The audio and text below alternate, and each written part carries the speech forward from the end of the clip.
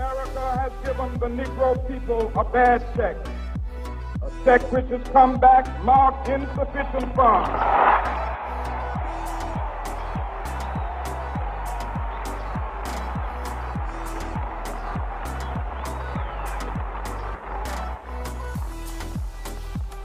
But we refuse to believe that the Bank of Justice is bankrupt. We refuse to believe that there are insufficient funds in the great vaults of opportunity of this nation. So we've come to cash this check, a check that will give us upon demand the riches of freedom and the security of justice. Now is the time to make real the promises of democracy. Now is the time to rise from the dark and desolate valley of segregation to the sunlit path of racial justice. Now is the time to lift our nation from the quicksands of racial injustice to the solid rock of brotherhood. Now is the time to make justice a reality for all of God's children. There will be neither rest nor tranquility in America until the Negro is granted his citizenship rights. The whirlwinds of revolt will continue to shake the foundations of our nation until the bright day of justice emerges. But that is something that I must say to my people who stand on the warm threshold which leads into the palace of justice. In the process of gaining our rightful place, we must not be guilty of wrongful deeds. Let us not seek to satisfy our thirst for freedom by drinking from the cup of bitterness and hatred. We must forever conduct our struggle on the high plane of dignity and discipline. We must not allow our creative protests to degenerate into physical violence. Again and again, we must rise to the majestic heights of meeting physical force with soul force. The marvelous new militancy which has engulfed the Negro community must not lead us to a distrust of all white people.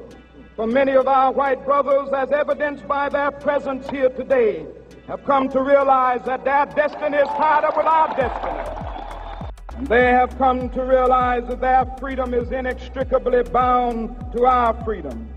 We cannot walk alone. And as we walk, we must make the pledge that we shall always march ahead. We cannot turn back. There are those who are asking the devotees of civil rights, when will you be satisfied? We can never be satisfied as long as the Negro is the victim of the unspeakable horrors of police brutality. We can never be satisfied as long as our body is heavy with the fatigue of travel, cannot gain lodging in the motels of the highways and the hotels of the cities.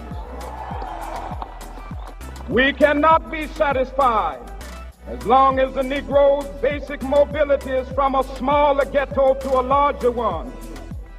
We can never be satisfied as long as our children are stripped of their selfhood and robbed of their dignity by signs stating for whites only. No, we are not satisfied, and we will not be satisfied until justice rolls down like waters and righteousness like a mighty stream.